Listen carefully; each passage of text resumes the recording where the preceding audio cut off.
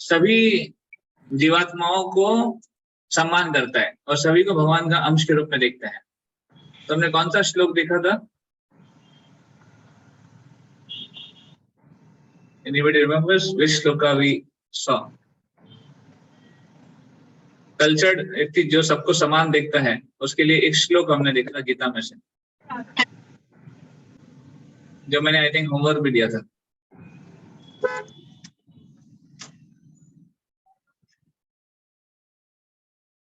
नहीं याद?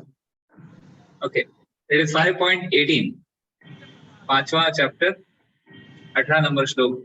विद्या विनय संपन्ने ब्राह्मणे गवि हस्तिनी शुनिचे व शुपाके च Pandita समदर्शिनः।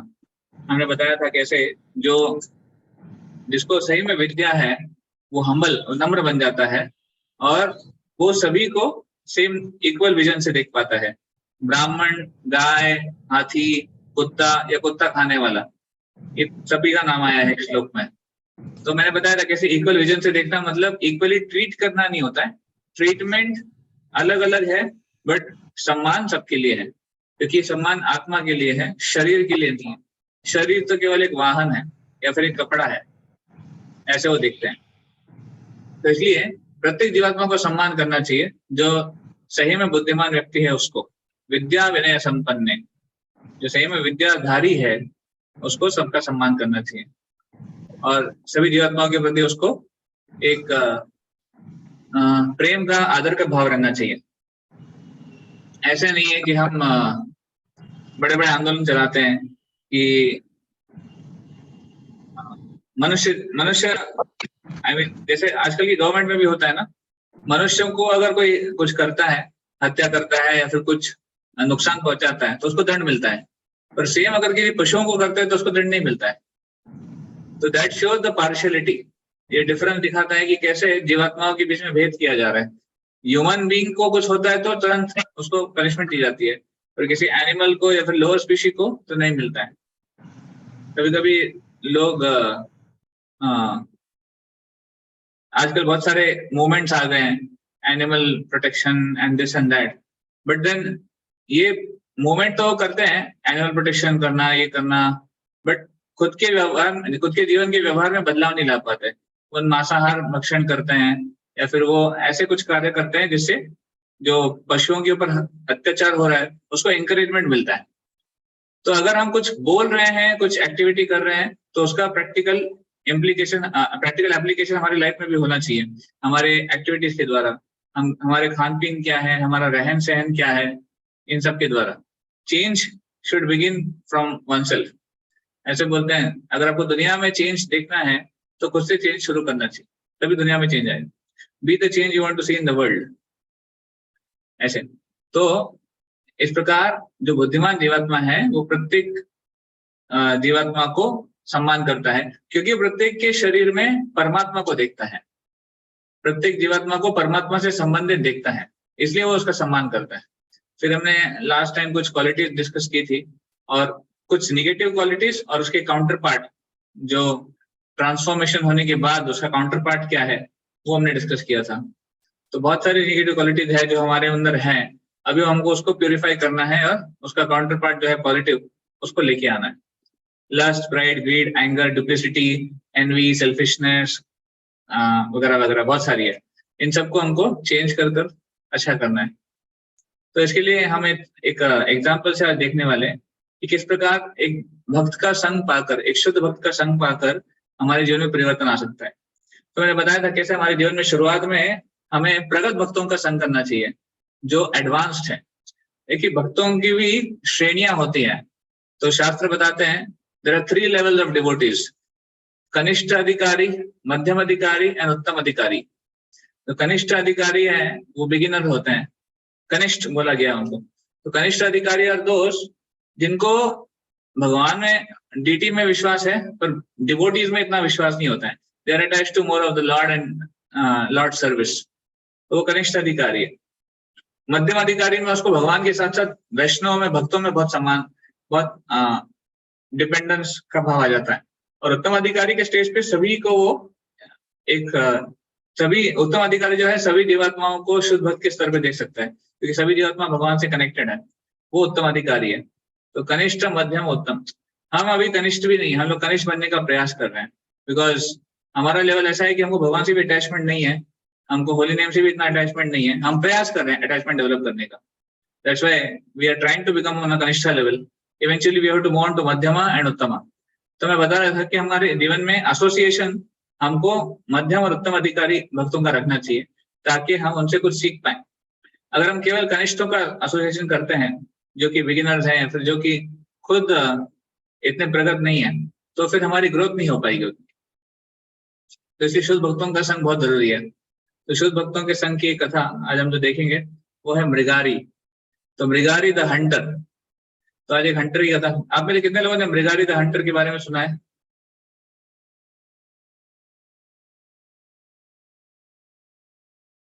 How many of you know about him?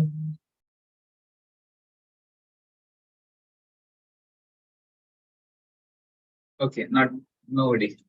Good. I would request devotees to start cameras.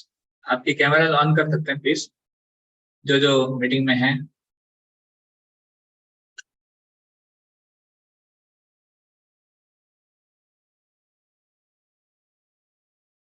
Neeraj, we have to time remind devotees for this. Yes, Guru. And you have to make a policy that attendance will be marked only when camera is on.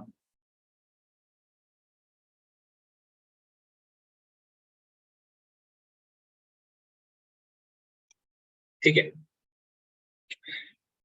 तो मृगारी the Hunter. तो एक बार की बात है, और कुछ Hunter के जीवन में कैसे परिवर्तन आता है एक शुद्ध भक्त का संग पात करके। तो एक बार प्रयाग के जंगल में एक हंटर था जिसका नाम था मृगारी। तो ये हंटर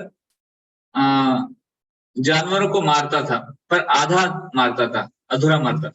तो एक बार नारद मुनि उस जंगल से गुजर रहे थे, तो देख रहे थे कि कैसे रास्ते में बहुत सारे पशु हैं, पक्षी हैं जो अधमरे हैं, हाफ किल्ड है। तो उसने एक पक्षी को देखा, नारद मुनि ने, उन्होंने एक पक्षी को देखा और तीर लगा हुआ था उसको, और बहुत it was chirping very pitifully, बहुत दयनीय अवस्था में वो चीख रहा था पक्षी, क्योंकि उसको तीर लगा हुआ था और अभी पूरी तरह मरा भी नहीं था वो ऐसे। तो नारद मुनि ने वो तीर निकाला और उनको अपने टच से हील कर दिया और उनको भगा दिया, मतलब वो उड़ गया। उसके बाद आगे जैसे गए, बहुत सारे पशु ऐसे अधमरे थे, तो सबको हील करते चले गए। और वो सोच रहे थे कि कौन से मूर्ख व्यक्ति ने ऐसा किया है, इतना बड़ा पाप कौन कर रहा है। तो आगे जाके वो जब गए तो उन्होंने देखा कि वहां पर ये हंटर था, मृगारी। देखिए, वैष्णव जो होते हैं, भगवान के जो भक्त होते हैं, नेचुरली उनके जीवन में एक क्वालिटी होती है कंपैशन। अगर कोई भगवान का भक्त है, उसके जीवन में सभी जीवात्माओं के प्रति करुणा होना आवश्यक है, अदरवाइज वो भक्ति के स्तर पे नहीं है। क्योंकि जैसे भी भगवान का भक्त बनता है, सभी चीजों को भगवान से कनेक्ट करता है, सभी जीवात्माओं को भगवान से कनेक्ट करता है, और इसलिए उसका कंपैशन सभी जीवात्माओं के प्रति होता है, ना कि केवल एक सेक्शन के प्रति ऐसे। तो नारद मुनि एक शुद्ध भक्त हैं, नेचुरली वो कंपैशनेट थे सभी लिविंग एंटिटीज के प्रति। तो देख रहे थे किसने किया ये। तो हंटर मृगारी से मिले। मृगारी को जब देखा, मृगारी का डिस्क्रिप्शन बताया गया है, बहुत क्रूर हंटर दिखता था, उसकी आंखें लाल थी, उसके बाल भी ऐसे लाल कॉपरी थे, और कुछ काले वर्ण का था, मतलब वो सांवले वर्ण का था, और ऐसे बहुत भयानक दिखने वाला था हंटर। तो हंटर ने भी देखा कि अरे मेरे पशुओं को जिसको मैंने मारा था उसको कोई भगा दिया। तो वो भी थोड़ा गुस्से में था कि ये क्या है, ये कौन कर रहा है। तो जैसे उसने नारद मुनि को देखा, एक शुद्ध भक्त को देख कर ही वो ऑरा, उसका जो उनका जो दर्शन प्राप्त करके उसका टेम्परामेंट चेंज हो गया। तो वो उनको गाली देने वाला था, पर उसने अपना टोन चेंज कर दिया मृगारी ने। और वो पूछता है नारद मुनि से कि हे संत, हे महात्मा, आप कहाँ से आ रहे हैं, आप कहाँ जा रहे हैं? और ये सब मैं यहाँ पर हंटिंग कर रहा हूँ, मैं यहाँ पर पशुओं को मार रहा हूँ, पर आपने उनको भगा दिया, आपने उनको छोड़ दिया, ऐसे क्यों किया आपने? तो नारद मुनि बोलते हैं, हाँ मुझे क्षमा कर दीजिए, पर मैंने देखा कि वो ऐसे अधमरे पड़े हुए थे और बहुत पीड़ा में थे, इसलिए मैंने किया। तो मैं जानने आया था कि कौन है जो ये ऐसा कर रहा है, और मुझे कुछ रिक्वेस्ट करना था उनसे। तो मृगारी बोलता है हाँ मैं कर रहा हूँ ये सब, मैंने देखा, और आप सही कह रहे हो कि मैं ऐसे आधा मारता हूँ। तो नारद ने पूछा आप ऐसे क्यों करते हो, आप आधा क्यों मारते हो, आप पूरा मार दिया करो उनको। तो ये बड़ा पाप है अगर जानवरों को आधा मारते हैं तो। ऑफकोर्स जानवरों को पूरी तरह मारना भी पाप है, पर किसी को आधा मारते हैं और किसी को तड़पाने के लिए छोड़ देते हैं, वो और बड़ा पाप है ऐसे। तो नारद मुनि ने जब ये पूछा तो मृगारी उनको जवाब देते हैं कि मेरे परिवार में मुझे ये सिखा गया था, मेरा नाम मृगारी है, मृग अरि, मृग मतलब पशु और अरि मतलब दुश्मन, तो मैं हूँ पशुओं का दुश्मन। और मुझे बचपन से मेरे पिताजी ने यही ट्रेनिंग दी है कि ऐसे मारना चाहिए, आधा मारना चाहिए। तो फिर नारद मुनि बहुत गंभीर हो गए, नारद मुनि उनसे बोलते हैं कि मैं आपसे एक रिक्वेस्ट करना चाहता हूँ, अगर आप मुझे दे सकते हैं। तो मृगा ने बोला आपको क्या चाहिए बताइए, आपको पशुओं की छाल चाहिए, कौन से पशु की चाहिए मैं दे दूंगा आपको, मेरे पास सबकी है, सबका ट्रैक रिकॉर्ड है, सबको मारा है मैंने। वो बहुत गर्व से बोल रहा था। तो नारद मुनि बोलते नहीं नहीं मुझे ये सब नहीं चाहिए, मुझे एक चीज चाहिए, आप जब भी किसी पशु को या फिर पक्षी को मारे प्लीज पूरा मारिए, आधा मत मारिए। तो वैज्ञानिक पूछते हैं क्या फर्क है, आप मुझे बताइए, आधा मारना बुरे मारने में क्या फर्क है, दोनों तो यही है। मृगारी क्योंकि इतना तमोगुण में था, उसका संस्कार भी तमोगुण में हुआ था, और जिस तरह वातावरण में वो रहता था, जिस तरह की एक्टिविटीज वो करता था वो तमोगुणी थी, इसलिए उसको वो सेंस नहीं था कि लोगों में पीड़ा जो हो रही है वो क्या होती है, जीवात्माओं में जो पीड़ा होती है। He was not able to perceive it because he was more in ignorance, and it was just something like he could not notice only. तो दैट हैपन, ऐसा होता है हमारे साथ भी। कभी कभी हम अगर लोअर मोड्स में हैं, तमोगुण रजोगुण में हैं, हम दूसरों को हम कैसे समस्या पहुंचा रहे हैं या फिर हमारे वजह से दूसरों को कैसे प्रॉब्लम हो रहा है वो हम समझ नहीं पाते, और हम जस्टिफाई करते हैं हमारी एक्टिविटीज को, ये सही है।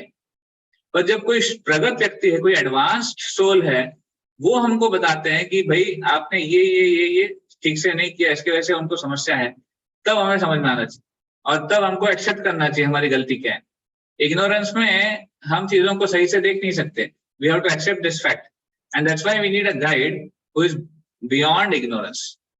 जो इसलिए मैं बोलता हूँ शुद्ध भक्तों का संग क्यों आवश्यक है, क्योंकि वो इग्नोरेंस से परे होते हैं और वो हमको इग्नोरेंस से बाहर निकाल सकते हैं। अगर हम ऐसे लोगों के बीच में शिक्षा ग्रहण करते हैं जो खुद इग्नोरेंस में है, तो हमको इग्नोरेंस से कैसे बाहर निकालेंगे। इसलिए आध्यात्मिक ज्ञान अगर लेना है तो परंपरा में लेना चाहिए, शुद्ध भक्तों से लेना चाहिए। अदरवाइज अरे गहरे नथु खैरे ऐसे लोगों से आध्यात्मिक ज्ञान नहीं लेना चाहिए। We should not depend on WhatsApp and media and so-called things for spiritual knowledge. It should be coming from a proper channel. एक परंपरा में आना चाहिए, अधिकृत व्यक्ति से होना चाहिए, तभी वो ज्ञान सही है, अदरवाइज नॉट। तो एनीवे यहाँ पर मृगारी ने हमसे पूछा कि आपने बताइए फर्क क्या है।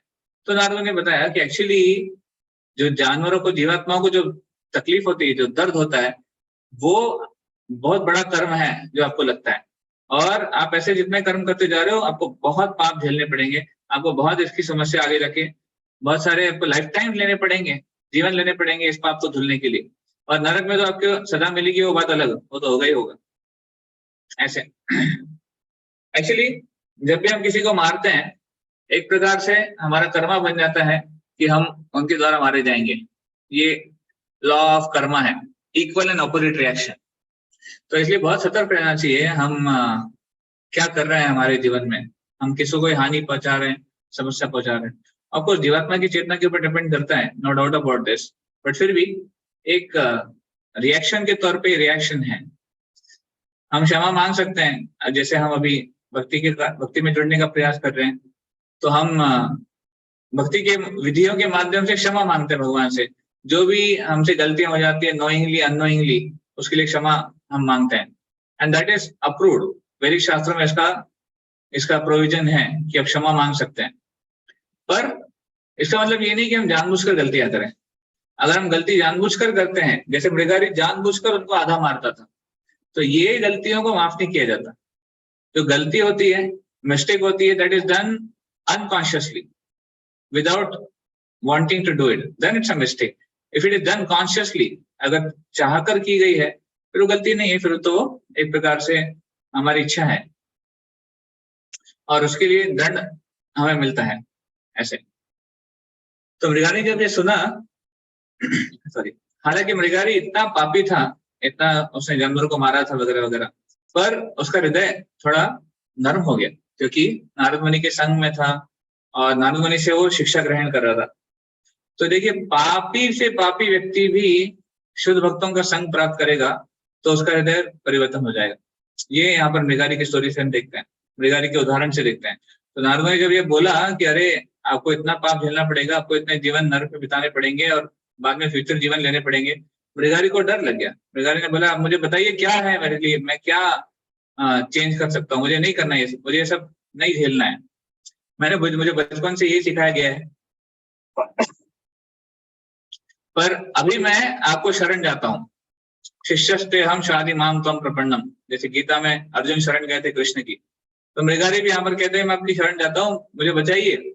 इतने जो पाप के जो रिएक्शंस हैं, उसके जो कर्म हैं, मुझे नहीं चाहिए, मुझे बचाइए, मुझे क्या करना चाहिए। तो नारद मुनि बोलते हैं मैं आपको बचाऊंगा, मैं आपको एक ऐसा मार्ग दिखाऊंगा जिससे आप सभी रिएक्शन से धुल जाओगे। Provided you should follow me, आपको फॉलो करना चाहिए मुझे, मैं आपको सही बात दिखाऊंगा। तो मृगारी को अब तक तो विश्वास हो गया था नारद मुनि के ऊपर, क्योंकि वो सेंट थी, वो एक संत पुरुष थे और भगवान के भक्त थे, और इतना विश्वास हो गया था कि नारद मुनि गलत नहीं कह रहे किसी के लिए। तो मृगारी ने बोला डेफिनेटली आप जो भी कहेंगे मैं उसका पालन करूंगा बिना हिचकिचाहट के। तो नारद मुनि ने फिर वहां पर थोड़ा सा एक बड़ा कंडीशन रख दिया। Condition in the sense, Narada Muni said first and foremost you have to break this bow, आपको अपना जो धनुष्य बाण है वो तोड़ना पड़ेगा और फिर मैं आपको बताऊंगा मुक्ति का मार्ग क्या है। तो देखिए, हंटर के लिए बाण को तोड़ना मतलब ये उनकी उपजीविका को खत्म करने जैसा हो गया।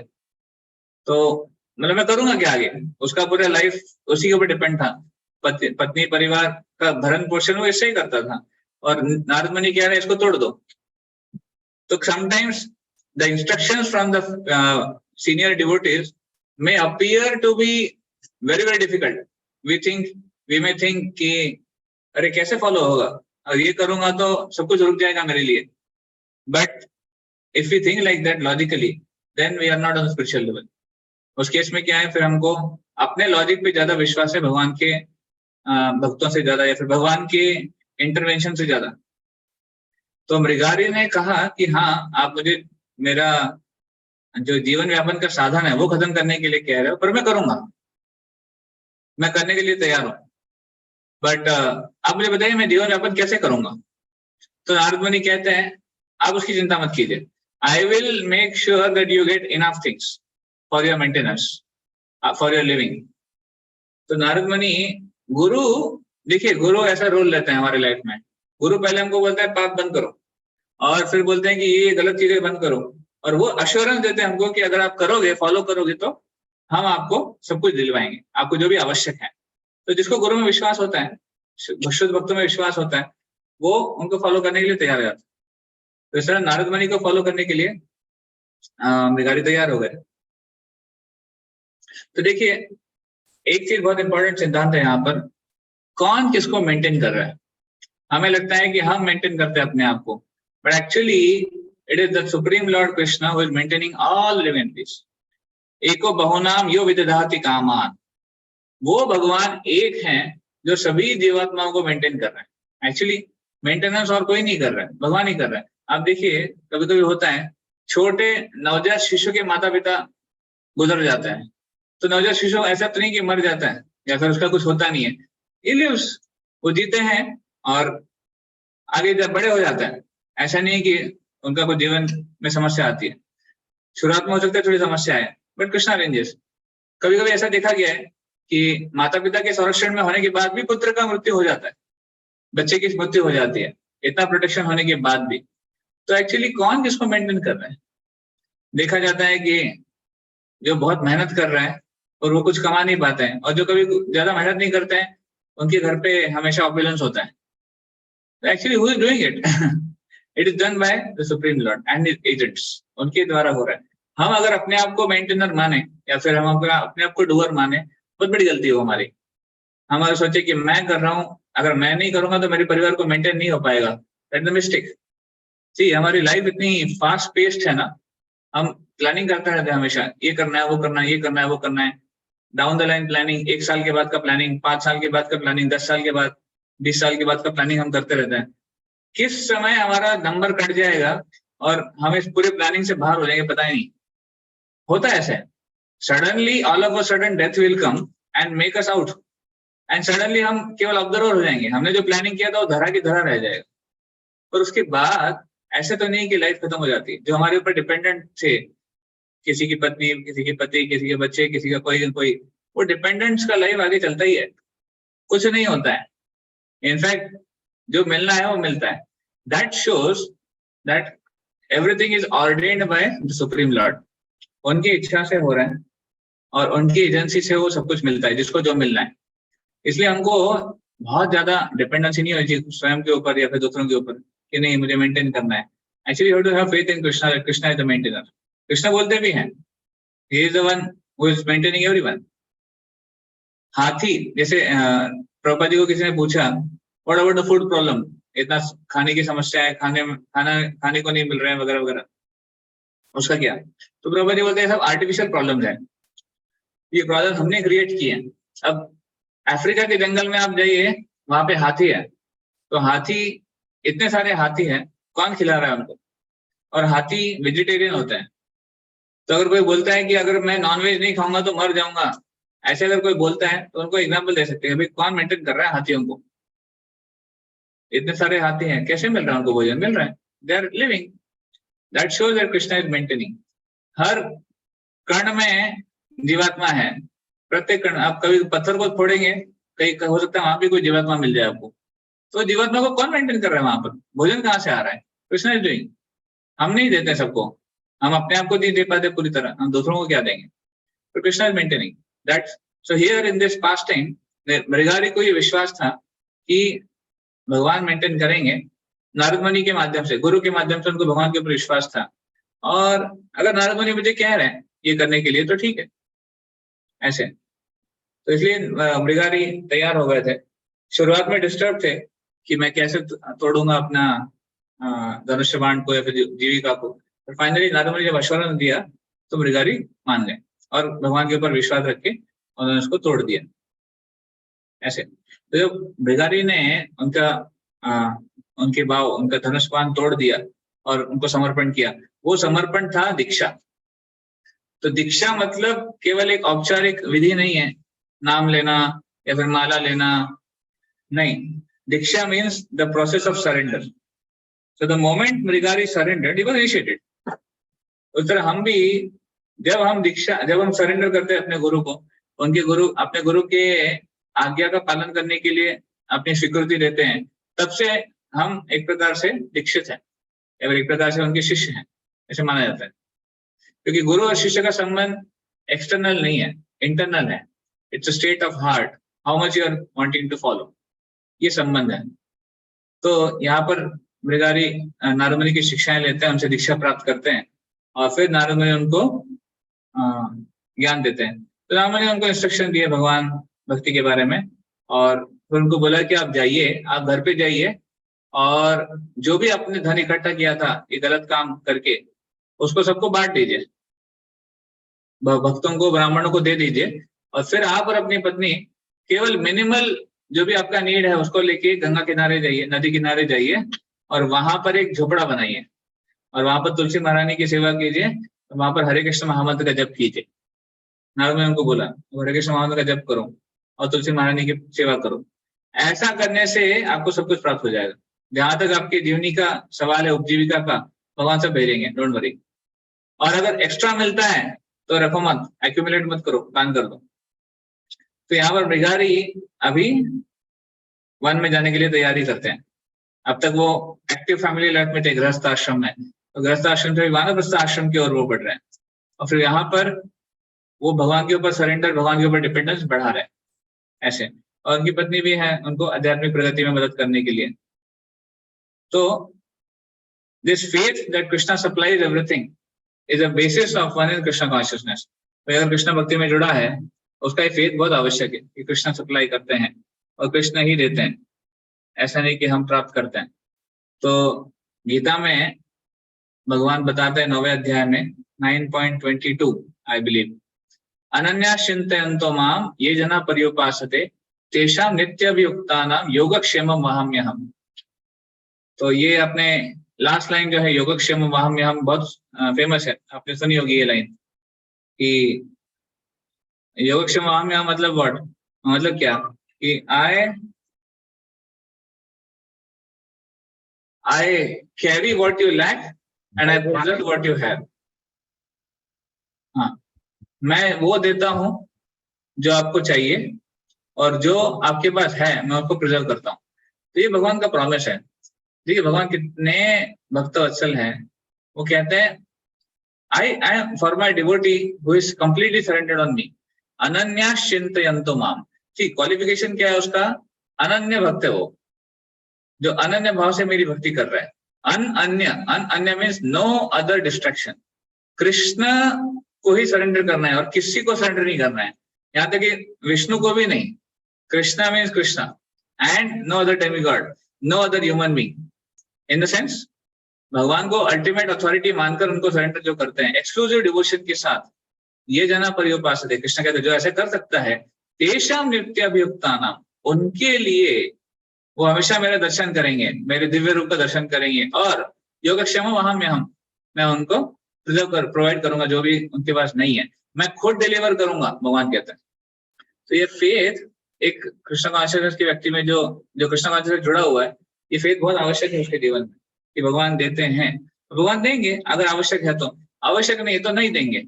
तो जब कभी हमारे जीवन में भगवान नहीं देते हैं किसी को जिसको नहीं मिला है, we have to understand it's Krishna's will, Krishna desire that we do not get, otherwise we'll get distracted।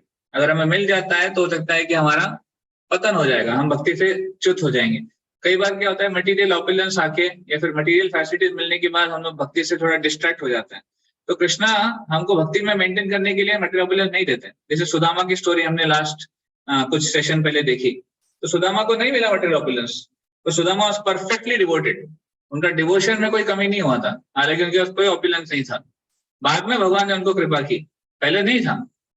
तो ऐसे हमारे जीवन में भी हो सकता है कि कुछ सुविधाएं हो, कुछ ना हो, we have to accept this Krishna's plan and move ahead। भक्त को हमेशा यही चिंता होनी चाहिए कि उसका सरेंडर कैसे अनन्य होता रहे। But other things you don't know to worry, क्या मिल रहा है क्या नहीं मिल रहा है। Krishna knows everything, Krishna is there in the heart as super soul, सर्वस्य चाहम हृदि सन्निविष्टः 15.15 Krishna says, and Krishna says I am everywhere, मैं सब जगह व्याप्त हूँ और सब जगह सब चीजें मुझ में हैं। इसलिए भगवान सब कुछ जानते भी हैं, क्योंकि सब जगह व्याप्त है, भगवान एक एक की डिजायर जानते हैं। Krishna knows what a living entity wants, what he will do after he gets, and accordingly Krishna reciprocates। तो भगवान इतने पर्सनल हैं हम सबसे कि हम सबके बारे में वो हमारा हित चाहते हैं और हित जानते भी किसमें है ऐसे। तो ये श्रद्धा बहुत आवश्यक है हमारे जीवन में कि भगवान देंगे और भगवान ही देने वाले हैं और कोई नहीं है ऐसे। तो ऐसी आध्यात्मिक प्रगति करने के लिए ये सेवा आवश्यक है। हमको एक प्रकार से वैराग्य लेना चाहिए, हमारी मटेरियल एक्टिव मटेरियल लाइफ से थोड़ा सा एक डिटैचमेंट का भाव लेना चाहिए। जब हमारी एक एज हो जाती है, रिस्पॉन्सिबिलिटी कंप्लीट हो जाती है, we should do that. Unless and until we do this, we will not be able to progress very swiftly in spiritual life। आध्यात्मिक जीवन में जो प्रगति है बहुत धीमे होगी जब तक एक डिटैचमेंट का लेवल नहीं आता है। इसलिए बोला जाता है वैदिक शास्त्रों में कि ब्रह्मचारी, गृहस्थ, वानप्रस्थ, संन्यास। ब्रह्मचर्य आश्रम, गृहस्थ आश्रम, उसके बाद वानप्रस्थ आश्रम भी है।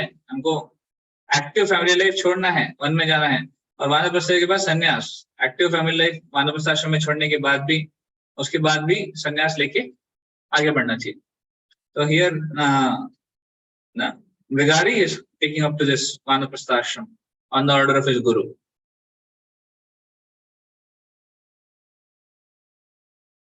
तो कृष्ण कॉन्शियस डिवोटीज को खुद के लिए कोई चिंता नहीं होती है, हमेशा उनकी चिंता होती है कि भगवान को मिल रहा है कि नहीं। भगवान की सेवा के लिए बहुत चिंता करनी है, खुद के लिए नहीं। ये हमारा भाव होता है। Prabhupada ji never wanted anything for himself, he never even constructed a house for himself.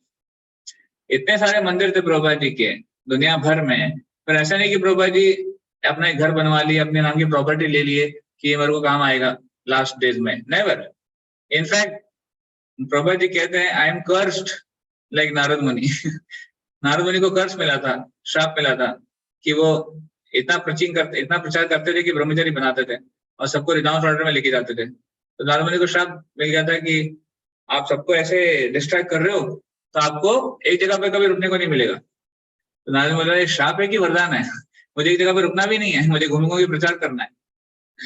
तो नारद मुनि का शुद्ध भक्तों का जो कर्ज है ये आचार्यों के ऊपर भी लागू होता है। इसलिए प्रभुपाद जी ऐसे आचार्य कभी एक जगह पे नहीं बैठे।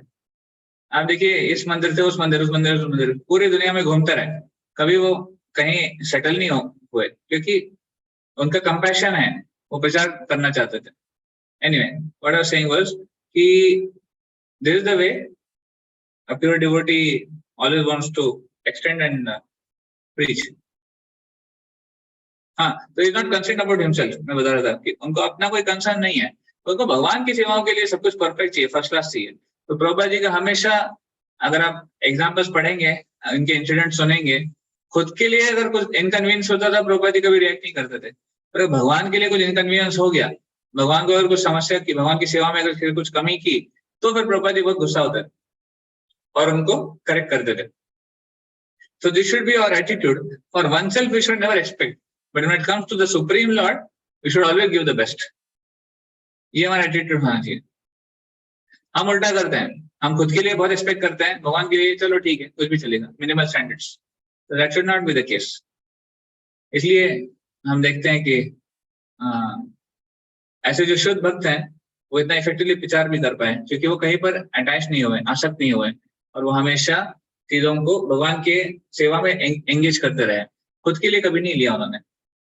एक बार एक पिक्चर प्रिंट हुआ था, मैंने बताया था इस चीज आपको, कि एक न्यूज़पेपर में एक आर्टिकल आया था जिसमें एक सन्यासी थे, एक स्वामी थे किसी ऑर्गेनाइजेशन के, वो थे और उनके सामने टेबल के ऊपर बहुत सारा पैसा रखा हुआ था और वो ऐसे मना कर रहे हैं उसको, ऐसे छपा हुआ था।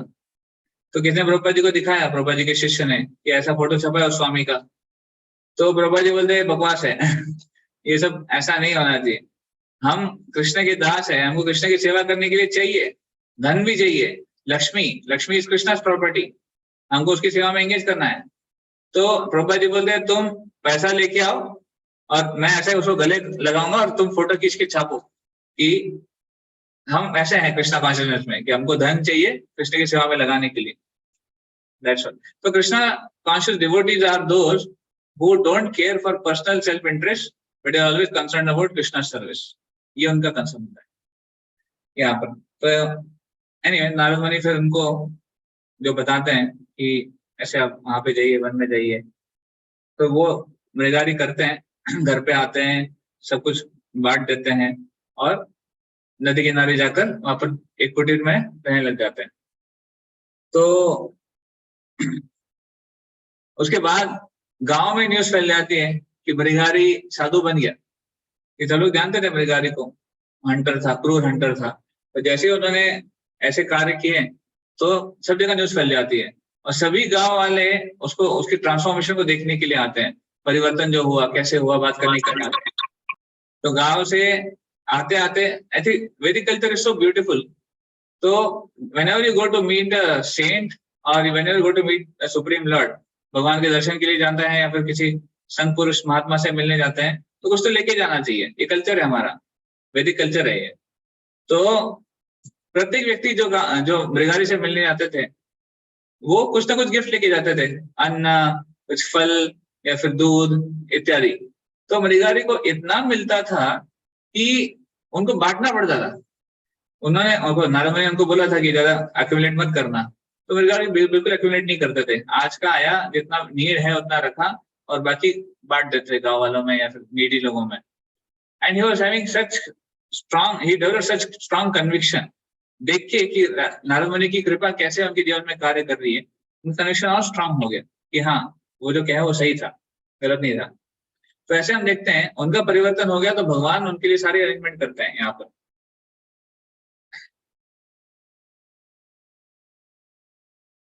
तो प्रभुपाद जी तात्पर्य में लिखते हैं, it is the duty of public to present a gift to a saintly person, Vaishnava और brahmana, whenever when going to see him.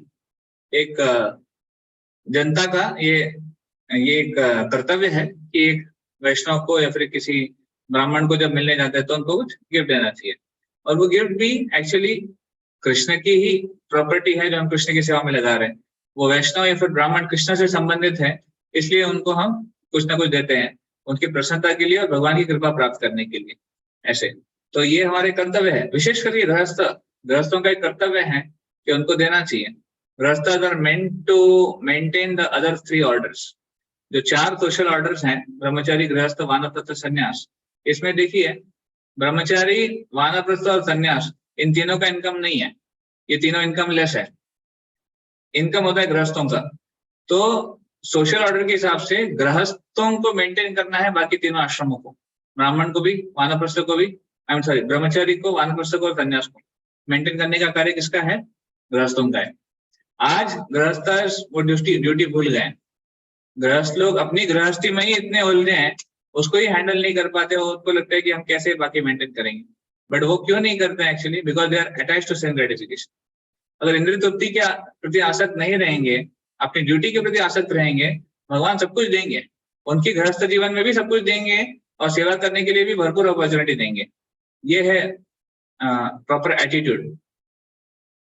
तो गृहस्थों को भगवान की सेवा में लगना चाहिए और अपने धन को ऐसे भगवान की सेवा में लगाने का प्रयास करना चाहिए। सचिन, भगवद गीता में भगवान बोलते हैं, यद करोषि यद अस्नासि यद जोहोसि ददासि यद तपस्यसि कौन्तेय तत् कुरुष्व मदर्पणम्। जो भी आप करते हैं, जो भी आप खाते हैं, जो भी आप दान करते हैं, सब कुछ मुझे अर्पण करो, भगवान कहते हैं। Whatever you want to do, first offer it to Krishna and then accept it as prasad. Otherwise, it is sin. भुंजते त्वगम पापा ये पचन्त्यात्म कारणात्, भगवान गीता में कहते हैं। अगर आप भगवान को ऑफर नहीं करते हैं तो बाय डिफॉल्ट हम पाप ग्रहण करते हैं। तो पाप ग्रहण करते हैं तो फिर हमारा पतन हो जाता है। That's why offering to Krishna is so important. भले वो अन्न है या फिर धन है या फिर और कुछ चीजें, हमारा काया वाचा मनसा, body, mind and words, we should be able to offer it to Krishna. हमारे एक आचार्य बहुत सुंदर गीत गाते हैं, मानस देहो गेहो जो किछु मोर अर्पिलु तुवा पदे नंद किशोर। वो कहते हैं मानस देह गेह, मेरा मन, मेरा शरीर, जो कुछ भी है, जो कुछ भी, जो किछु मोर, जो मैं अपना मानता हूं, अर्पिलु तुवा पदे नंद किशोर, हे नंद किशोर, हे कृष्ण, आपके चरण कमलों पे मैं अर्पण करता हूँ। मारो भी राखो भी जो इच्छा तुहार, कृष्ण दास प्रति तुअधिकार। आप चाहे तो मुझे मारिए, आप चाहे तो मुझे रखिए, आपकी जो इच्छा है वो आप कर सकते हैं।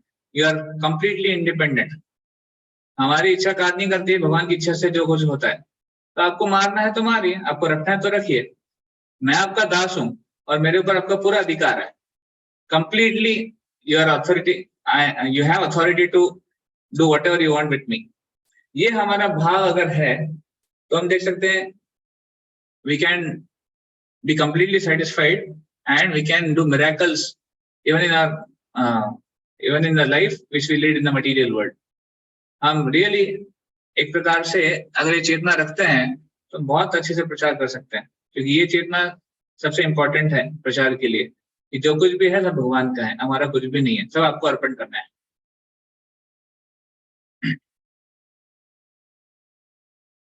देन उसके बाद एक दिन नारद मुनि और पर्वत मुनि, ये दोनों दोस्त हैं, वो विहार कर रहे थे, विचरण कर रहे थे, और वो नारद मुनि फिर उनको बोलते हैं कि अरे मेरा एक शिष्य यहाँ पर है मृगारी, उसको मिल के आते हैं, देख के आते हैं कैसे रह रहा है।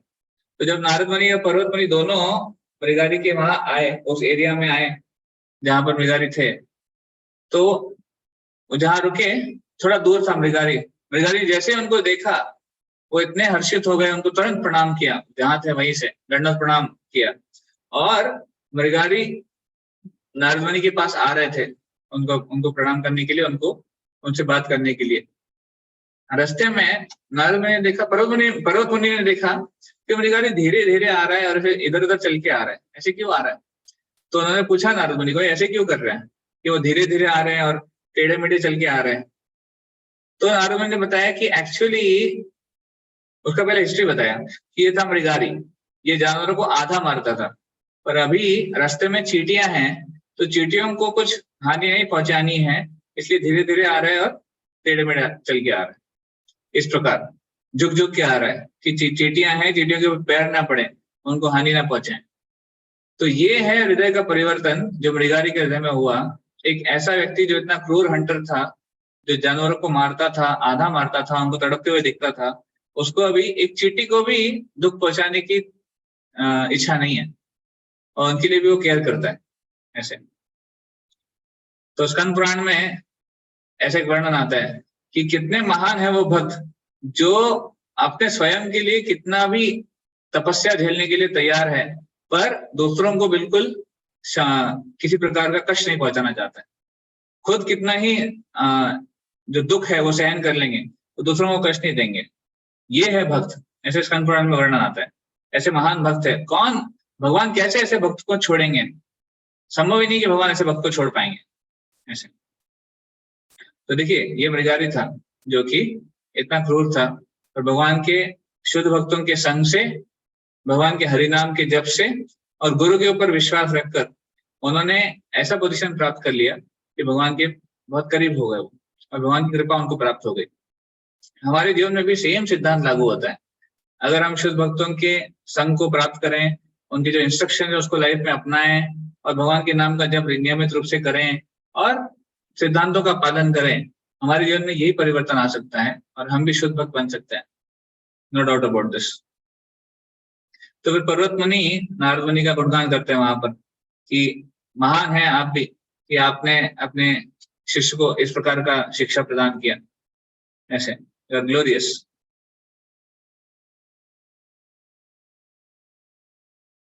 तो पर्वत मुनि नारद मुनि को टचस्टोन बताते हैं। टचस्टोन मतलब पारसमणि।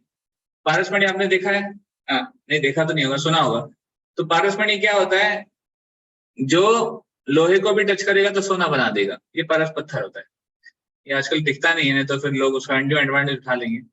पर point is a pure devotee is like a touchstone because he can convert the steel like heart which has no love for God. It can be converted into such a humble, simple devotee who has full love for Krishna and his devotees. ये परिवर्तन हो सकता है एक शुद्ध भक्त के संग से, इसलिए वो टचस्टोन कहलाए गए। तो वैसे ही हमारे परंपरा में बहुत सारे टचस्टोन्स हैं जो हमारे आचार्य हुए हैं, जिन्होंने अपने जीवन में बहुत संघर्ष कर कृष्ण भक्ति का प्रचार प्रसार किया है और ऐसे ऐसे लोगों को कृष्ण भक्ति पहुंचाई है जो कि कभी सोच भी नहीं सकते थे कि वहां पर भक्ति मिलेगी। आज कृष्ण कॉन्शियस मूवमेंट पूरी दुनिया में फैला हुआ है। चाइना और जापान ये देश स्पिरिचुअली बहुत बैकवर्ड है थे, माने जाते थे, क्योंकि उनका जो खान पीन है उसकी आदतें बहुत अच्छी नहीं है। They are very very bad. ऐसे बोलते हैं कि इन देशों में कुछ भी खाया जाता है, इनफैक्ट सब कुछ खाया जाता है, जो चल रहा है और जो हवा में उड़ रहा है सब कुछ खाया जाता है। पर आज ऐसे देशों में भी कृष्ण कॉन्शियसनेस, कृष्ण भावनामृत फैल चुका है। हजारों की संख्या में वैष्णव है जो हरे कृष्ण महामंत्र का जब रोज करते हैं 16 माला, तो दीक्षा प्राप्त है और सेवा कर रहे हैं। Even China and Japan has hundreds and hundreds of devotees. तो आप सोच सकते हैं क्या कृपा है। श्रील प्रभुपाद जी का कंपैशन, श्रील प्रभुपाद जी की कृपा कितनी विस्तारित हो गई है कि पूरी दुनिया में even the 10th class person, 10th class मतलब स्पिरिचुअली, मैं स्पिरिचुअली बात कर रहा हूँ, even a 10th class person can become into first class person. He can become a brahmana and he can become a pure devotee of the Lord. ये है शुद्ध भक्त का उनकी कृपा और उनकी शक्ति, भक्ति की शक्ति बोल सकते हैं। तो चैतन्य महाप्रभु अपने सभी फॉलोअर्स को इंस्ट्रक्शन देते हैं, यारे देखो तारे कहो कृष्ण उपदेश, आमार आज्ञा गुरु होइया तारो यही देश। चैतन्य महाप्रभु कहते हैं सबको गुरु बनना चाहिए, जिसको देखे उसको कृष्ण का उपदेश दो। तो आप सबको जो मीटिंग में जुड़े हुए हैं, all of you have to become preachers. Chaitanya Mahaprabhu का ऑर्डर है, मेरा नहीं है कुछ, मेरा रिक्वेस्ट है केवल। चैतन्य महाप्रभु हमको ऑर्डर दिए हैं, सबको प्रचार करना चाहिए। कैसे प्रचार करना चाहिए? आप बोलेंगे प्रभु जी हमको आता नहीं है, हम तो अभी पॉलिटी सिंगर कोर्स में ही है, हम क्या प्रचार करेंगे। चैतन्य महाप्रभु कहते हैं डोंट वरी, कृष्ण उपदेश दो। आपने जितना सीखा है उतना बताओ। आपने डिवाइस कोर्स पूरा किया है, डिवाइस के बारे में बताओ। आपने पॉजिटिव थिंकर के जितने सेशन सीखे हैं उसके बारे में बताओ। जो भी हमको आता है just go and repeat it, and that is preaching. Prabhupada ji कहते हैं you know one page, you repeat one page, that is preaching. तो प्रचार में हमको देखना नहीं है कि हम परफेक्ट हैं कि नहीं है। परफेक्ट बनने के लिए वेट नहीं करना पड़ेगा, नहीं तो फिर हो गया, लाइफ टाइम लग जाएगा। पर इट्स लाइक इमरजेंसी सिचुएशन। अगर हम प्रचार नहीं करेंगे, हम लोगों तक नहीं पहुंचेंगे, तो माया बहुत स्ट्रांग है। माया ऑलरेडी सबको अपने वश में करके रखी हुई है। लोगों को माया के चंगुल से निकालना है तो हमको हिट करना पड़ेगा, हमें उनको बताना पड़ेगा आप सही नहीं कर रहे, आप गलत कर रहे हैं, गलत क्या है सही क्या है, उनको डिफरेंस बताना पड़ेगा। So that way, all of us should try to go out and preach, so that we can save as many souls as possible.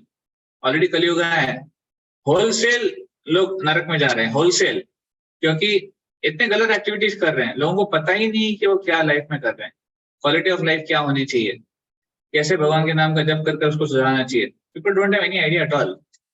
तो अगर लोगों को बचाना है तो हम सबको एकजुट होकर चैतन्य महाप्रभु की कृपा को लोगों तक पहुंचाना पड़ेगा। और इसके लिए क्वालिफिकेशन कुछ नहीं है, सिंसियर फॉलो करना चाहिए, बस जो हमने सुना है उसको रिपीट करें, दैट्स ऑल। इसलिए प्रभुपाद जी की बुक्स हमको पढ़नी चाहिए रेगुलरली।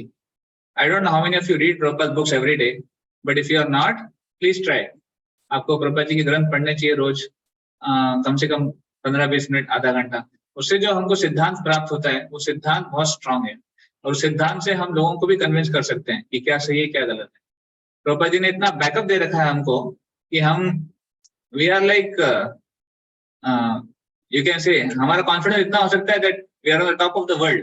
हमारे भक्त जब बुक डिस्ट्रीब्यूशन के लिए जाते हैं, बुक डिस्ट्रीब्यूशन के लिए या प्रचार के लिए जाते हैं, इतने कॉन्फिडेंट होते हैं क्योंकि हमको पता है सही सिद्धांत है और सभी चीजों का आंसर हमारे पास है। कोई क्वेश्चन ऐसा नहीं है जिसका जवाब नहीं है। हाँ, हो सकता है मुझे पता ना हो, बट शास्त्रों में है, हम पता करके बता सकते हैं ऐसे। तो ये कॉन्फिडेंस, ये फेथ हमको होना चाहिए कृष्ण कॉन्शियसनेस के ऊपर। And with this confidence, we should go ahead. We should try to work on this. Anyway, so Narad मुनि, पर्वत मुनि के ये जो चर्चा हो रही थी, फिर नारद मुनि ने उनको पूछा मृगारी को, आपको सब कुछ मिल रहा है कि नहीं मिल रहा है? तो मृगारी ने बताया कि लोग इतना लेके आते हैं कि हमको खा भी नहीं पाते, हमको बांटना पड़ता है, तो सब आपकी कृपा से हो रहा है। फिर मृगारी उनको वापस प्रणाम करते हैं, उनको धन्यवाद देते हैं भक्ति में लगाने के लिए। तो मैं एक श्लोक बोल के एंड करूंगा। भागवत में एक सुंदर श्लोक आता है, शुश्रूषो शब्द धानस्य वासुदेव कथा रुचि स्यान महत सेवया विप्रा पुण्य तीर्थ निषेवनाथ। ये Shrimad Bhagavatam first canto second chapter text 16 है। तो इसमें इस श्लोक में बताया गया है शुश्रूषो शब्द धानस्य वासुदेव कथा रुचि। भगवान के कथा में रुचि कब आएगी? जब हम स्यान महत सेवया विप्रा, जब हम जो विप्र है, जो फिर प्रगत भक्त है, शुद्ध भक्त हैं, उनकी सेवा करेंगे, महत सेवया। जब हम वैष्णव, एडवांस वैष्णव की सेवा करेंगे, हमसे जो बड़े हैं, हमसे जो सीनियर हैं, उनकी जब हम सेवा करेंगे, उनकी सेवा के माध्यम से हमको हमारे हृदय का शुद्धिकरण होगा, और हृदय का शुद्धिकरण होने के बाद भगवान की कथा रुचि में, भगवान की कथा सुनने में रुचि आएगी, टेस्ट आएगा। अभी हमारा टेस्ट नहीं है, श्रद्धा नहीं है। क्यों नहीं है? क्योंकि हम सेवा नहीं कर रहे, हमारा हृदय अभी कलुषित है। हृदय के जो कलुषण है उसको हटाने के लिए एक ही तरीका है, सेवा। We should serve, we should hear, service and hearing should go together, उसे हमको समझ में आएगा। तो प्रभुपाद, श्री प्रभुपाद उस तात्पर्य में, श्लोक के तात्पर्य में कुछ इंपॉर्टेंट पॉइंट बताते हैं। वो बोलते हैं कि जो भगवान के दास होते हैं वो भगवान का मैसेज देने के लिए आते हैं, और बुद्धिमान लोगों को ऐसे लोगों के साथ कोऑपरेट करना चाहिए जो भगवान के दास हैं। हम देख सकते हैं कृष्ण कॉन्शियस मूवमेंट में भी जो प्रगत भक्त हैं, जो कृष्ण कॉन्शियस को फैलाने में बहुत बड़ा योगदान रखते हैं, उनको हम सहायक बनना चाहिए। We don't have to become the doers. ऐसे नहीं कि हम सबको एकदम जाके बड़ा बड़ा प्रीचिंग करना है, बड़े बड़े कार्य करने हैं, संभव भी नहीं है। भगवान ने सबको अलग अलग क्षमता दी है, बट हम एटलीस्ट सहायक के रोल में भी हैं तो हमारा उद्धार हो जाएगा। We are just assisting them in whatever way possible. जो भी हमारे लिए संभव है हमको असिस्ट करना है, and we will become qualified to get the mercy. कृपा सबके लिए सेम है, छोटी बड़ी, छोटा बड़ा सेवा कुछ भी हो, सेवा सेवा है। भगवान के सेवा में सब कुछ एब्सोल्यूट है, तो इसलिए there is nothing big and small, but we get kripa fully for anything we do. इसलिए प्रभुपाद जी कहते हैं भगवान का दास बनकर हम भगवान की सेवा कर सकते हैं डायरेक्टली, बट भगवान उससे प्रसन्न नहीं होते हैं। भगवान तब प्रसन्न होते हैं जब हम दासों के दासों के दासों का दास बनते हैं, we become servant of the servant of the servant. Krishna is not pleased when we become his servant. Krishna is pleased when you become his servant. ये प्रिंसिपल है स्पिरिचुअल लाइफ का. हमको डायरेक्ट भगवान का दास बनने की जरूरत नहीं है, हमको भगवान के दासों का दास बनना है. Assist his servants. भगवान बहुत खुश होते हैं जब हम असिस्टिंग के मोड में होते हैं, ना कि डायरेक्ट डूअरशिप मोड में या फिर बड़े बनने के मोड में होते हैं. That's what Prabhupada says. And Prabhupada also writes कि भगवान का दास बन के हम उनकी क्वालिटीज प्राप्त कर सकते हैं और फिर हम भगवान के बारे में जो श्रवण करना उसमें हमारी रुचि उत्पन्न होती है ऐसे. तो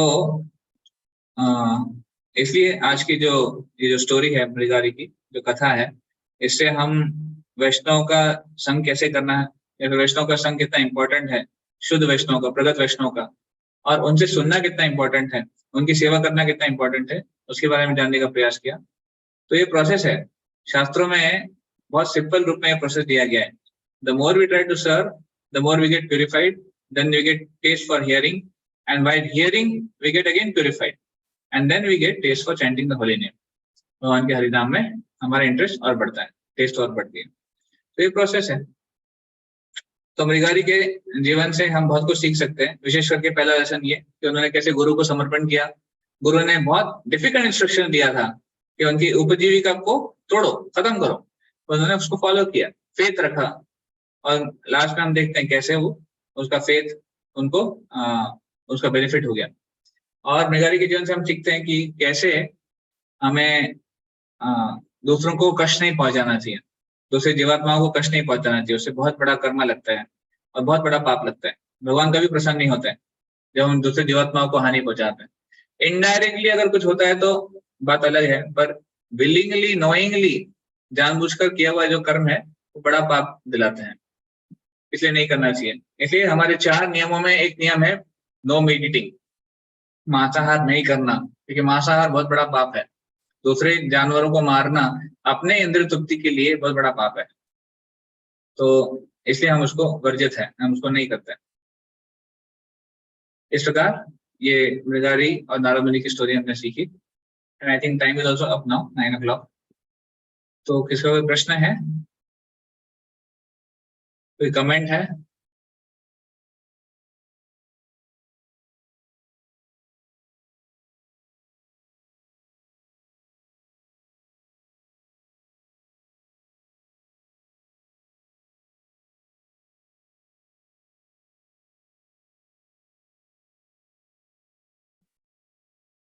Nothing? Okay, so I have few questions based on the story which we can discuss.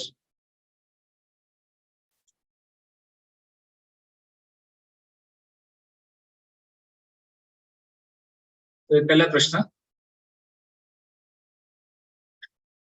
मृगारी को अपना धनुष बाण तोड़ना ये क्या सिग्निफाई करता है, क्या डिनोट करता है?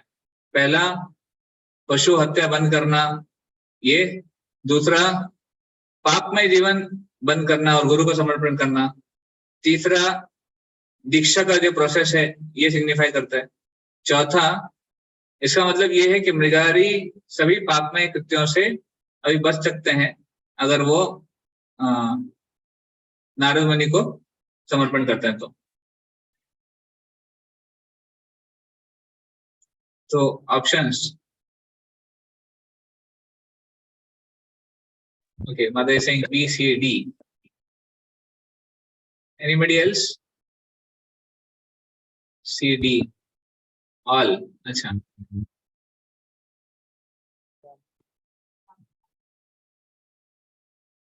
all 4. Okay, ठीक है. तो हाँ, in one sense all 4 are right. मृगारी का बाण तोड़ना मतलब पशु हत्या बंद करना, पापमय जीवन बंद करना, गुरु को समर्पण करना, दीक्षा का प्रोसेस है. All 4 is correct.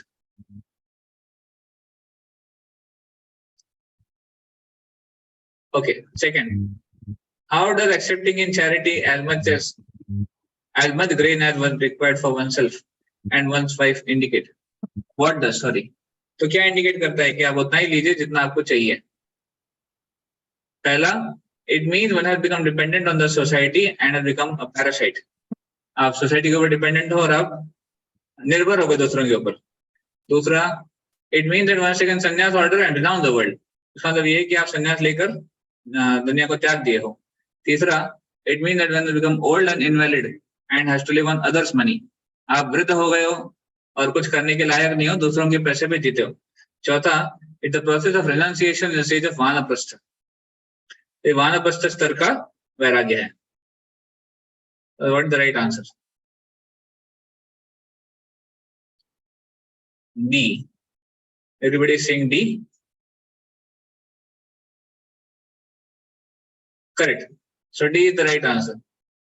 क्या ये वानप्रस्थ स्तर का लक्षण है।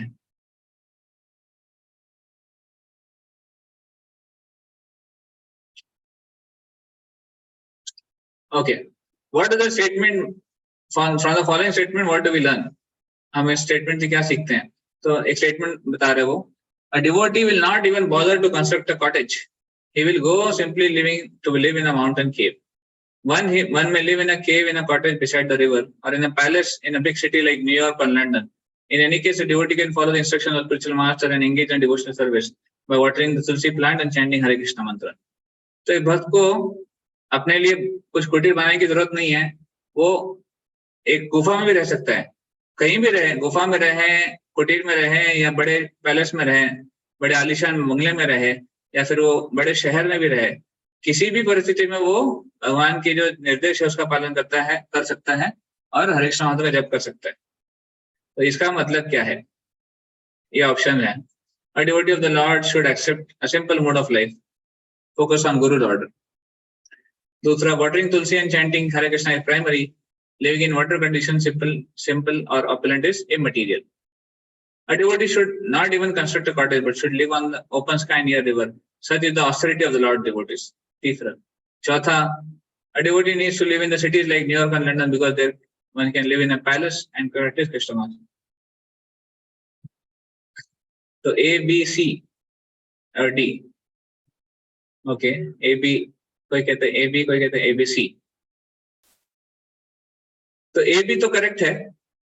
ये सिंपल लाइफ है, गुरु के ऊपर विश्वास रखे और तुलसी को जल देना, हरे कृष्ण जप करना, ये प्राइमरी है। सी में क्या है? Devotee should not construct a cottage, but C गलत है, क्योंकि सी में बता रहे हैं कि भक्तों को ऐसी तपस्या करने की जरूरत है। तो ये तपस्या नहीं है। ऐसे कंपलसरी नहीं कि सबको ये तपस्या करनी ही है कि आपको कॉटेज बनाना ही पड़ेगा और नदी किनारे जाना ही पड़ेगा और ऐसे रहना ही पड़ेगा। तो ये तपस्या सबके लिए आवश्यक नहीं है। आई मीन टू से, ऐसा नहीं कि भक्त बनना मतलब ये करना पड़ेगा, नहीं तो लोग डर जाएंगे, लोग भक्ति से जुड़ेंगे नहीं, लोग बोलेंगे नहीं करना आपको पॉलिटिक्स थिंकर कोर्स, क्योंकि पॉलिटिक्स थिंकर के बाद आपको ये करना पड़ेगा। तो ऐसा नहीं है। और चौथा भी ये सही नहीं है कि अरे भाई मुझे न्यूयॉर्क में, लंदन में जाके रहना पड़ेगा क्योंकि वहां पर फैसिलिटीज भी है और मैं फैसिलिटी लेकर कृष्णा कॉन्शियस करूंगा। तो जरूरी नहीं है। हमको ऐसे नहीं करना है कि पहले बहुत फैसिलिटी ले लें और दुनिया को दिखाएं कि हम कृष्णा कॉन्शियस बनेंगे। नहीं, ये डेंजरस है, क्योंकि हो सकता है कि फैसिलिटी मिलने के बाद हम भटक जाएं। तो ज्यादा फैसिलिटी की अपेक्षा भी नहीं करनी है। सो C and D are not right, A and B is right.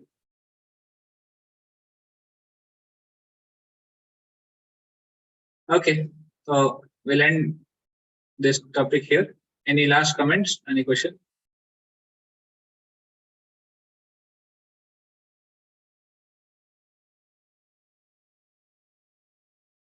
ठीक है, तो आशा करते हैं आपको ये स्टोरी, मुरारी की स्टोरी अच्छी लगी होगी और उसे बहुत सारे प्रैक्टिकल लेसन मिले होंगे लाइफ में।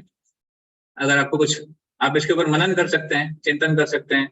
अगर फ्यूचर में आपको कुछ क्वेरी आती है, कुछ प्रश्न आते हैं, तो फ्यूचर में पूछ सकते हैं।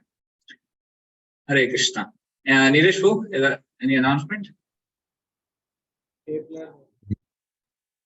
कृष्णा गुरुजी, thank you Guruji for the wonderful class. और मैंने देखा आज की क्लास में बहुत ही ज्यादा, मतलब काफी हमने श्लोका के बारे में कोट किया और मुझे लगता है कि आप हम में से बहुत सारे भक्त ये चाहते होंगे कि श्लोका उनको भी याद हो, वो भी याद करना चाहते हैं। अगर वो चाहें, मतलब ठीक है, एक बार मैं पूछ ही लेते हैं कि कौन कौन डिवोटीज है जो चाहते हैं कि श्लोक याद करना चाहते हैं, अगर कोई टिप्स या समझाने वाला कोई हो। यस, हरि बोल। Already Anika is doing a lot. Yes. Okay, तो श्लोका मेमोराइजेशन को इनकरेज करने के लिए हम नेक्स्ट वीक हमारा जो भी टाइमिंग रहता है सेशन का, हम श्लोका टेस्ट रख रहे हैं। उसमें केवल हम 5 श्लोका देंगे आप सभी को, 5 श्लोका रहेगा। उसको आपको याद करने हैं श्लोका को, और उस श्लोका के टेस्ट होंगे। एक तो ओरल टेस्ट होगा, ऑब्वियस सी बात है, हम श्लोका अगर याद किए हैं तो हमें सुनाना आना चाहिए मीटर के साथ। हर श्लोका का एक मीटर है, और साथ में उस श्लोका का जो मीनिंग है वो भी हमें आना चाहिए साथ में, क्योंकि ये इम्पोर्टेंट है कि अगर हम श्लोका कोट कर रहे हैं तो मीनिंग भी पता होनी चाहिए। और वो 5 आपने दिए जी 5 आपने बताए थे पहले याद करने के लिए ना। जी जी हाँ, 5 जो श्लोका है बस वही आएंगे, उसके बाहर नहीं आएगा। 5 तो आपने बताए थे याद करने के लिए। पहले बता चुके हैं क्या? हाँ पहले बताया था 5 श्लोक। आई थिंक इस बैच में बताया था नीरशु, सितंबर बैच में। ओके, ये भी बताया था टेस्ट लेंगे, फिर टेस्ट टेस्ट हुआ तो नहीं ली। था। हाँ टेस्ट हुई नहीं, तो नेक्स्ट वीक है। ठीक है, ठीक है, स्टिल टेस्ट नहीं हुआ था तो अभी टेस्ट हमारा होने भी वाला है, जो कि पेंडिंग था। और जो भी हमारा एक दूसरा बैच है, जो अदर जनवरी बैच है, तो उनके ड्यूटीज के लिए तो नया है, तो उनके लिए भी सेम है कि जो हमने श्लोका कौन कौन से आए हैं वो हमने डाल दिए चैट बॉक्स में, और साथ में आपके ग्रुप में भी पोस्ट कर देंगे। अब क्वेश्चन ये आता है कि कैसे याद करें, तो बस थोड़ा सा आपका समय लेंगे 2 मिनट और, ताकि उसमें एक्सप्लेन कर दें। तो यहाँ मैं आपको स्क्रीन शेयर कर देता हूँ एक बार।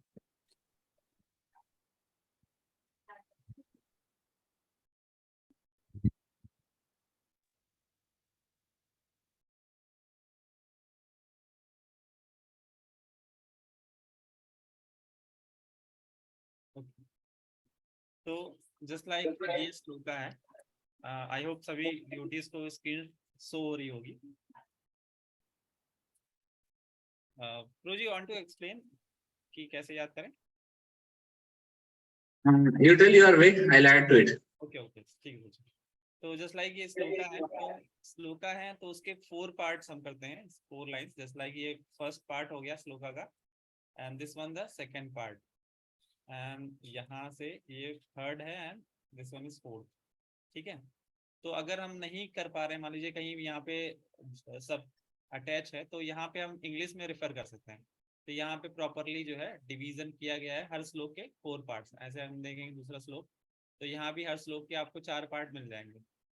तो करना यह है कि जो फर्स्ट पार्ट है इसको हमें 3 बार प्रोनाउंस करना है।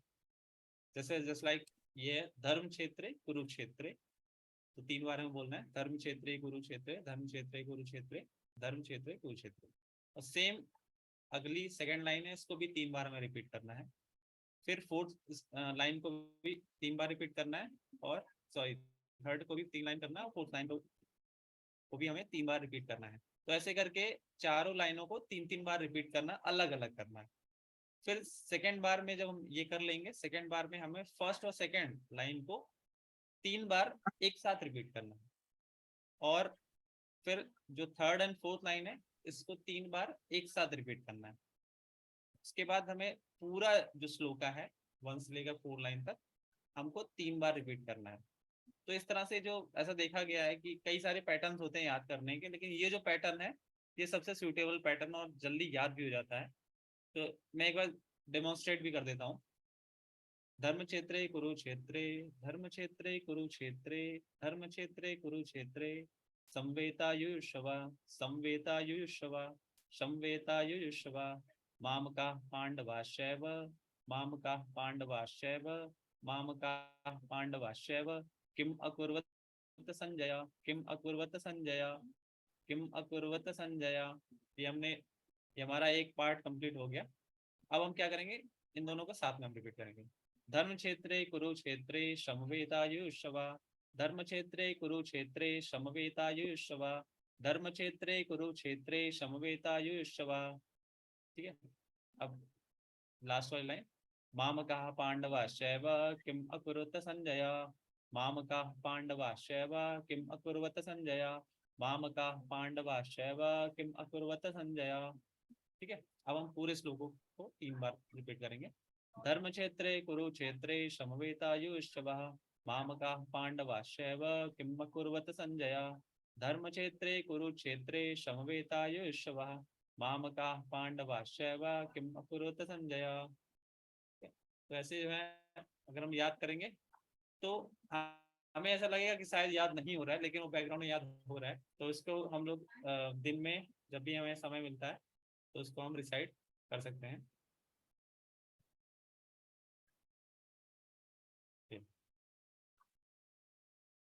तो श्लोका हमें याद होगी, साथ में हमें श्लोका की मीनिंग भी यहाँ से देख लेनी, वर्ड टू वर्ड मीनिंग, और ट्रांसलेशन में पढ़ना है। बस ये 3 चीजें हमें याद करनी है। श्लोका हो गया, याद करना है, और ये याद नहीं करना, ये केवल समझने के लिए। सिनोनिम्स हमें पता होना चाहिए किस वर्ड का क्या मीनिंग है, और ट्रांसलेशन हमको ये भी पता होना चाहिए। याद हमको श्लोका होना चाहिए। यस जी, यू वांट टू ऐड जी? नहीं, वंडरफुल, करेक्ट। तो टेस्ट के लिए श्लोका और ट्रांसलेशन, एक तो हिंदी या English, what ever language you comfortable, तो आप एक डॉक्यूमेंट में शेयर कर सकते हैं ये 5 श्लोका के श्लोका, उसका ट्रांसलेशन इंग्लिश में और हिंदी में। एंड हम एक ऑडियो फाइल भेजेंगे, ऑडियो फाइल में 5 श्लोक का प्रोनाउंसिएशन भी रहेगा, वो भी हम सबसे शेयर करेंगे। यस जी। और ये श्लोका का एक हमने सॉरी जो हमारा टेस्ट होगा इसका एक सैंपल पेपर है। तो उसमें क्या है कि इसी टाइप के कुछ क्वेश्चन पूछे जाएंगे, जस्ट लाइक कि पूछा जाएगा कि श्लोका आधा दे दिया गया, उसमें आपको पूछा जाएगा इसको कंप्लीट करिए। फिर हो सकता है कि श्लोका नंबर पूछ लिया जाए कि श्लोका नंबर क्या था। और फिर एक टाइप का ये है कि एक संस्कृत वर्ड ले लिया गया और पूछा गया इसका मीनिंग क्या हो सकता है। तो इस टाइप के क्वेश्चन और भी टाइप्स हो सकते हैं, ये कुछ हमने दिखा दिए हैं। तो इस तरह का हमारा श्लोका टेस्ट होने वाला है, साथ में हम ओरल भी टेस्ट रखेंगे। ये हमारा रिटन टेस्ट था सैंपल। तो आई होप सभी डिवोटीज काफी एक्साइटेड होंगे श्लोका याद करने के लिए।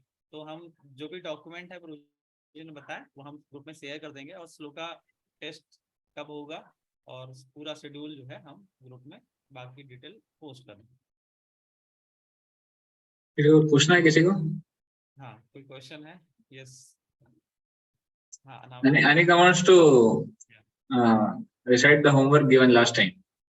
मैं लास्ट टाइम सबको शो कर दिया था 15.8। ठीक है अनिका, आपको अनम्यूट। प्रभु जी, हरे कृष्णा। प्रभु जी आपने लास्ट टाइम 15.8 श्लोका दिया था तो मैंने लर्न कर लिया। बोलिए। विद्या विनय संपन्ने ब्राह्मणे गविहस्तिने शून्य जैव स्वपाके च पंडिता समदर्शना। हरि वो, वंडरफुल, हरि वो, वेरी नाइस, परफेक्ट। आपका प्रोनाउंसिएशन भी बहुत अच्छा है, परफेक्ट है, थैंक यू। प्रभु जी मैं आपको मीनिंग बताने के एक बार ट्राई कर रही, आता है? बताइए। मतलब जो भगवान अर्जुन से कह रहे हैं कि जो लोग दृष्टि से वो मतलब हर चीज को दृढ़ दृष्टि से देखना चाहिए। मतलब जैसे कुत्ता हो, गाय हो, हाथी हो, और जो लोग मांसाहारी हैं उन सबको भी दृढ़ दृष्टि से देखना चाहिए। कभी भी किसी को ऐसा नहीं सोचना चाहिए कि ये ऐसा है, ये वो ऐसा। तो सबकी आत्मा एक जैसी होती है। सबकी आत्मा एक जैसी होती है। अरे वो वंडरफुल, परफेक्ट, आपकी अंडरस्टैंडिंग बहुत परफेक्ट है। Thank you. Very Devotees can appreciate Anika's understanding and Anika's memory also. Actually, जो 5 लोग हमने दिए नीरज को, I think Anika has learned everything already. तो हाँ, तो ठीक है। Now you have to appear the test also, Anika, ठीक है? All right. ठीक है, तो हम लोग एंड करते हैं। Thank you Ramesh. Thank you all devotees. Shri Prabhupada की जय, समवेत गौर भक्त वृंद की जय, निताय गौर प्रेमानंदे, हरि हरि बोल। Thank you. Hello.